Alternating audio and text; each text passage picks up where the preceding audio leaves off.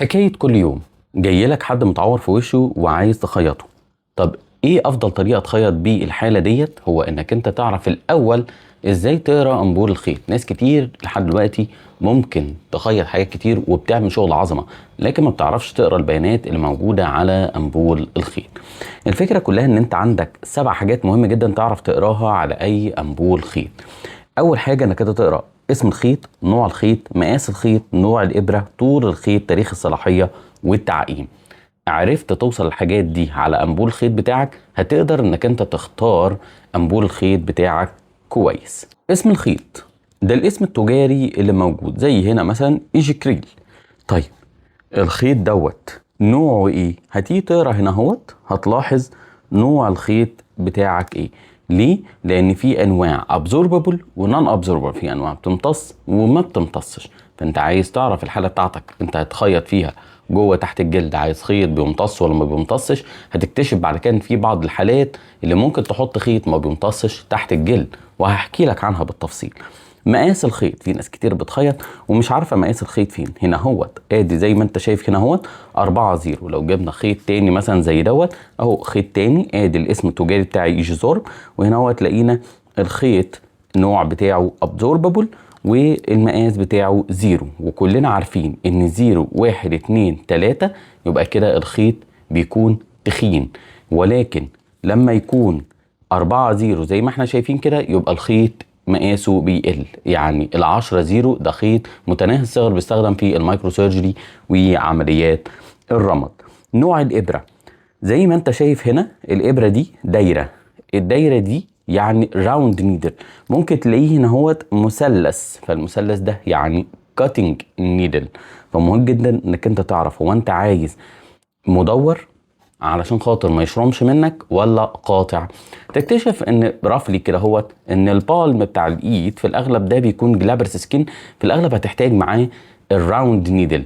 اما الجلد العادي اللي في ظهر ايدينا دوت بنستخدم معاه الكاتنج نيدل. اغلب الحاجات هتستخدم الكاتنج الا العضلات، الاوتار، الاعصاب، الحاجات الفاين ديت عشان ما تشرمش منك هتستخدم فيها الراوند نيدل. ومش بس كده، احبك قبل ما تفتح الابره تكون عارف هو شكل الابره ديت هيكون كبير ولا صغيره. في ناس بعد ما بتفتح الابره تكتشف ان هو كبير. ده طول الابره بتاعك وده الشكل بتاعها. الطول بتاعنا هيكون 48 مللي والشكل بتاعنا هيكون نص دايره. ادي النص دايره، الابره دي مثلا نص دايره، ولكن حجم الابره دي غير الابره دي. شوف ادي نص دايره، نص زي ما احنا شايفين، وده الطول بتاعها. تعالى لو احنا فتحنا انبول الخيط ده سوا، بص الابره بتاعته اديها هتلاقيها نص دايره، وبص المقاس بتاعها مقارنه بده.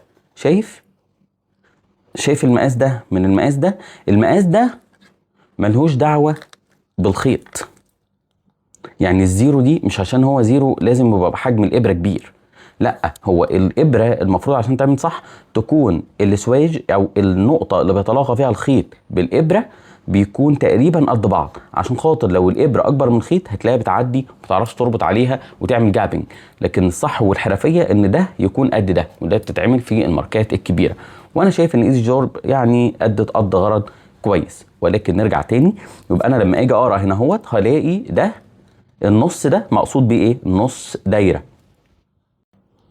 ممكن في بعض الابر تلاقيها بقى معموله ربع دايره، يعني تكون من هنا لهنا.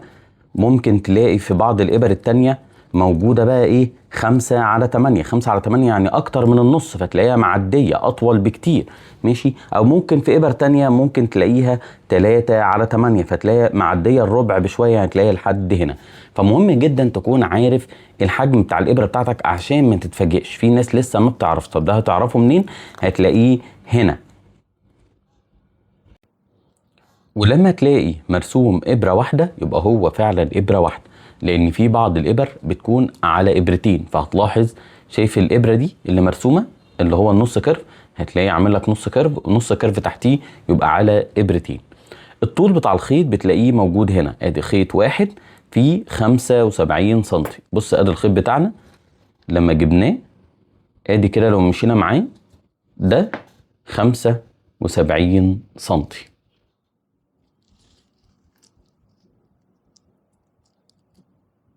الطول بتاع الخيط. ايه تاني مهم تقراه هنا هوت؟ ارجوك بص على تاريخ الصلاحية عشان ما تكتشفش ان الخيط بتاعك يكون اكسباير، ولما تيجي تشتغل بيه تلاقيه بيقطع منك وما انتش عارف هو المشكلة فين، ويطلع الموضوع ان هو اكسباير او طريقة الحفظ بتاعته كانت عفى عليها الزمن. وطبعا نوع الاسترلايزيشن موجود هنا هوت، ماشي. وبلد الصناعة زي ما هنا ميد ان ايجيبت، وده فخر الصناعة المصرية. حاجة جميلة جدا. مهم جدا تعرف ازاي تقرا انبوب الخيط بتاعك عشان خاطر تستفيد بيه وتعرف انهي خيط مناسبك. ما ينفعش اللي بيديك الخيط يكون عارف اكتر منك عن انبوب الخيط. تبص على اسم الشركة، تبص على النوع بتاعه هل هو ابزوربر ولا لا، والماده بتاعته هي ايه، والخيط بتاعك تشوف الابره هل انت عايزها راوند ولا كاتنج. في انواع كتير بس رافلي اكتر نوعين بتتعامل معاهم هو الراوند لما تكون دايره، او لو لقيتها مثلث يبقى كاتنج. تعرف مقاس الابره بتاعتك قد ايه، نص دايره، عشان في ناس ما بتحبش النص الدايره مثلا، يقوم يحب ال 4/8 او بيحب ال 3/8، وما بيكونش عارف ان الابره اللي جايه له نص دايره وبيتضايق. الفكره كلها بتكون مكتوبه قدامك هنا ومن حقك تختار الطول بتاع الابره. بتفاجئ ان الابره طويله جدا ويقول لك انا مش عايز الابره الطويله دي، هو انتوا جبتوا له الزيرو عشان يبقى كده؟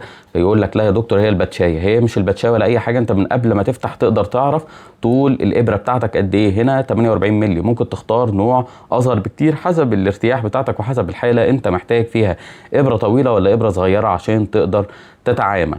وما تنساش كمان الطول بتاع الخيط بتاعك، عشان خاطر انت افترض عايز الطول بتاعك يكون متر، يكون مترين زي ما انت عايز. هنا مثلا 75 سنتي. وبلد المنشأ علشان خاطر تضيف لك ثقة ونوع التعقيم. ولا تنسى طبعا التاريخ بتاع الانتاج والصلاحية. ومن هنا تبدأ تختار الخيط بتاعك لكل حالة زي ما انت عايز.